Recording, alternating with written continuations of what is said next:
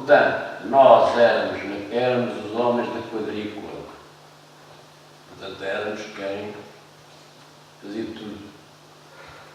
Portanto, era nós que podiam pedir, se estavam doentes, ir ao médico, era nós que podiam pedir medicamentos ou comida, transportes. Portanto, éramos uma espécie de chefe de tabanca com possibilidade de satisfazer aquilo que eles tinham necessidade.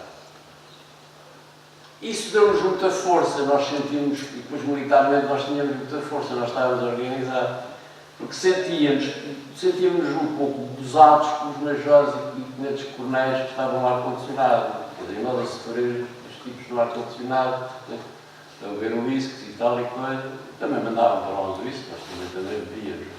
E eles, mas bem instalados. Gajos vão se morrer com ouro, nós cá nos. E, portanto, não víamos o país a ganhar nada com aquilo. Efetivamente, não vimos. E não vimos mais. Vimos a continuada repressão, o continuado martírio, a continuada ação da PIDE, da censura, as nomeações para os presidentes de Câmara, não é? Que eram militares, não sei o que mais, a discriminação entre a mulher tinha que pedir ao marido para sair, o marido tinha que pedir à tropa para sair. Vejam bem, não, vocês não fazem ideia. Isto era muito pior. Para sair do país, eu tinha que pedir à tropa para autorização, e a minha mulher para sair tinha que pedir a mim. Era assim. Não estou a inventar. Até parece um conto esquisito, não é? Trabalhadores, quais greves, quais códigos, havia um código de trabalho de 1983 que estava a aproximar-se dos hoje, não é? Tribunais, os políticos, qualquer pessoa que se manifestasse contra nem era julgado, era logo condenado. Depois, se era do Partido Comunista, então ficava lá mais 5 anos como medida de segurança, ao fim de 5 anos voltava a ficar mais 5 anos, ao fim de 5 anos mais 5 e ao fim de estava lá 15. Álvaro Cunhal teve lá 14 ou 16, não é verdade? Com medidas de segurança. Não era uma sentença dada, é condenado a 11, não, é condenado a 5, mas depois não tinha saído por medida de segurança, é mais 5. Mais 5.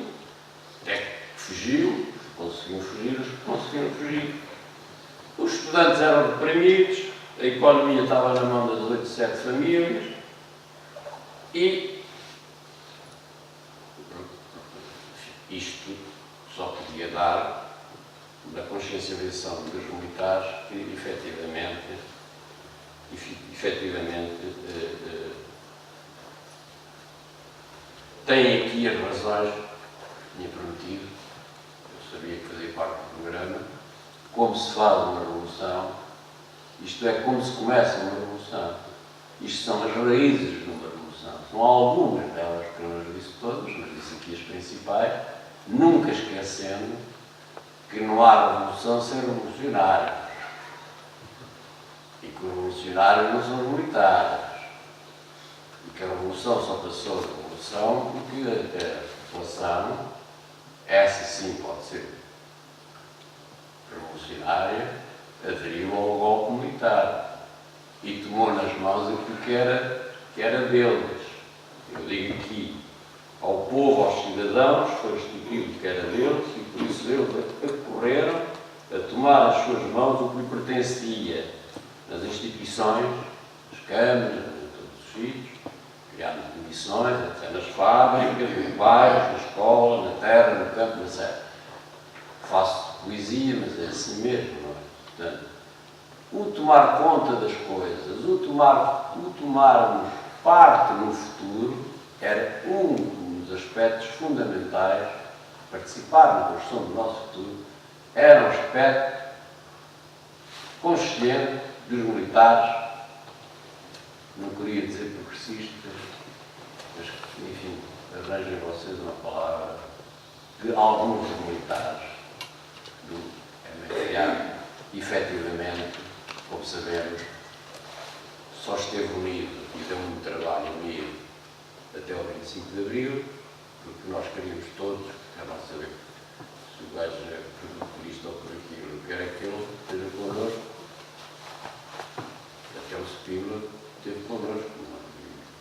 E até na Guiné, até um tenente-coronel, já depois de seguir o livro, que era comandante dos paraquedistas, que, estou quase convencido, mas ainda vou fazer aqui uma pergunta aos meus soldados. Se tivermos que fazer um ato contra a legalidade, mas que seja a favor das populações, estão de acordo? Quem está de acordo, põe o pé em frente. Quem não está, fica onde está. Bum! O batalhão inteiro. Um pé em frente. Sim. Quer dizer, vejam bem, pá. É espantoso a consciência do paraquedista. O comandante foi perguntar se podia revoltar. E ele, não satisfeito, disse: mas eu quero ainda ir a Lisboa perguntar ao Spínola. Era tão amigo de Spínola que, apesar do livro, apesar deste ato simbólico, tem alguma nobreza, alguma galhardia, pelo menos, ainda teve que vir perguntar ao Spínola, veio um ponto nós, não fosse a ver o livro, e sim senhora, foi o último a aderir. Nós tivemos na Guiné todas as unidades connosco, e chamava-se Mensurado, era irmão daquele senhor que foi da televisão, o coronel Mensurado. Queria ver se não me perdia, mas de facto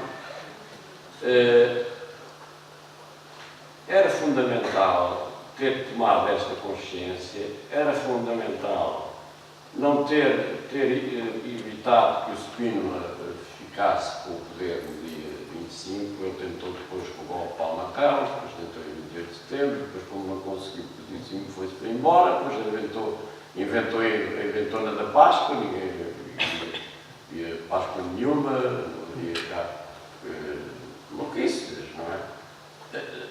Até só prejudicou os seus apaniguados, porque se as coisas se radicalizaram na ótica deles, foi para os parvoíces que ele fez, porque já nós tínhamos resolvido o político, já nós tínhamos resolvido, ou estávamos a resolver com o trabalho, a descolonização, e ainda estávamos com a parte económica por resolver, porque estávamos a ter todo o boicote da parte económica, e era aí onde o nó Borges estava complicado e o Primeiro-Ministro tinha grande dificuldade.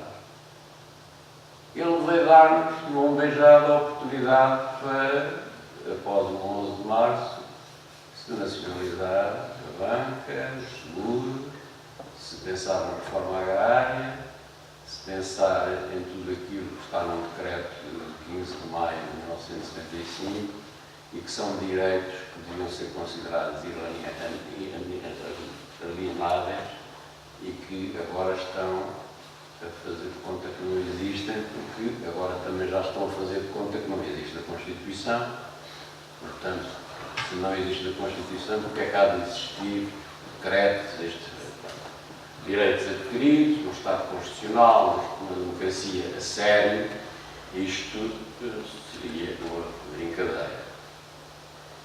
Não queria alongar muito, para que depois também vos possa ouvir, mas gostaria de relevar que, ao contrário do que muitos dizem e até alcunham, o PREC não foi um período de bandalheiras, passo o termo, em que andou tudo aí a bater uns nos outros, andámos todos esganiçados e cheios de medo. O PREC foi um momento muito bonito do povo português.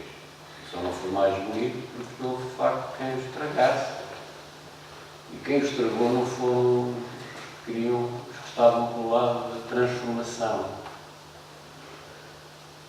Os que estavam pelo lado de aproximação entre as instituições e as classes, os setores, as organizações que participam, trabalham, fazem. Havia essa possibilidade. Isto não era nenhum modelo copiado, era um modelo pensado. Isto não era nenhuma utopia. Isto só era uma coisa que não agradava a um sistema. E esse sistema tem nome. A esse sistema isto não agradava. O que saía dos cânones do sistema do Sr. Friedman e desses senhores que foram prémios Nobel de Economia e que até agora os resultados que têm tido têm sido uma desgraça. Portanto, esses 19 meses de Revolução foram nossos, eram de esquerda, eram do povo trabalhador, eram das pessoas decentes, das pessoas honestas, das pessoas cultas. Lutava-se por um melhor futuro para os desfavorecidos, por nascimento ou por condição social. Não tinha qualquer afinidade com as minorias exploradoras, nem com os desfrutadores de privilégios abusivos, nem com fascistas, ou filofascistas, ou seus descendentes. E já disse há pouco que não deixa de ser curioso que até uma troika que esteve cá do FMI disse que afinal a saúde do país estava boa. Há mais de 36 anos temos vindo a ser vítimas, custa quem custar, não há quem doer,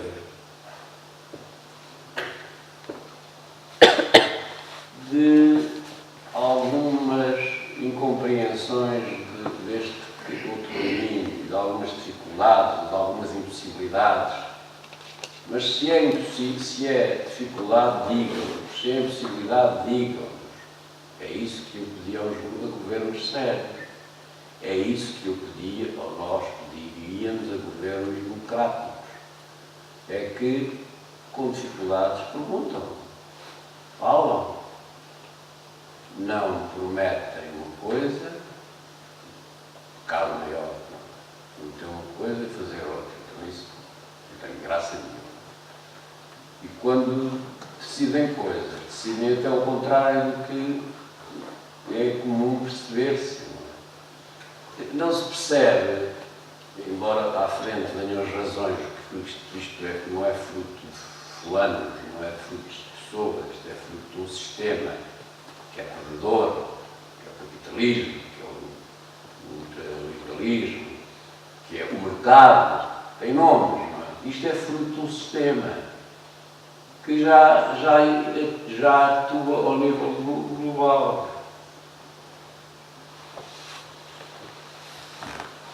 E que tem evitado que o nosso projetozinho de organização mais próxima, de organização mais participativa e não deste faz de conta de democracia, que não sei quem é que o representa, grosso modo, e digo isto que muita gente não sabe, não é?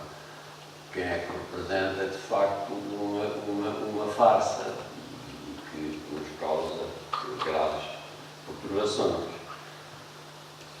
Este ataque, esta entrada na Europa foi de facto um desastre e o que nós tínhamos 10 anos de desenvolvimento, nós não tínhamos um tecido estrutural, ainda que estivéssemos razoavelmente bem, não tínhamos condições para entrar na Europa sem ser, passo a terminar, sem ser com algumas especiais. Nós não podíamos entrar para a Europa da mesma forma como entrou a Holanda, a Bélgica e outros países com muito mais anos do pós-guerra que se tinham estabelecido, quando nós estávamos a sair de uma guerra em que nos tínhamos afundado. A guerra tinha-nos prejudicado imenso.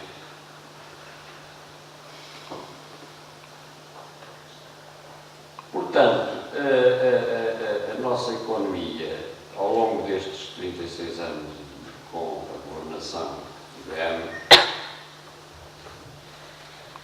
afastou-se dos princípios da democracia mais participativa. Não é da democracia popular, não é que eu tenha medo da palavra, mas eu penso que algumas pessoas poderão julgar que a palavra democracia popular é conotada com comunismo. Não é que o comunismo também seja uma doença. Sinceramente, ninguém via na Península, nesta ponta da Europa, instalado um dito comunismo mais balizado. Agora, via-se que havia condições para termos uma participação no destino do governo, na governança do país, de forma mais direta, de forma mais expedita, e isso quis Vasconcelos fazer e não deixaram. Depois chamam-lhe maluco, dizem coisas do senhor absolutamente inacreditáveis, muita gente que nunca ouviu, não conheceu, vão buscar, fazem muito essa habilidade, não é? Eu também do que falei no 25 de novembro só foi a parte de gaga no fim, esqueceram-se que eu falei 10 minutos, não é? Aquela parte de gaga que interessa, que é para dizer que o gajo é maluco e tal. Isto hoje, na mão da manipulação, com a manipulação que temos, é um perigo. Daí a necessidade de nós, uma das armas que temos é o esclarecimento, a informação. Falarmos mais, o dialogarmos. Sabemos dialogar, sabemos falar, não precisamos discutir nem nos zangar. Precisamos é de trocar ideias, mas ir ao fundo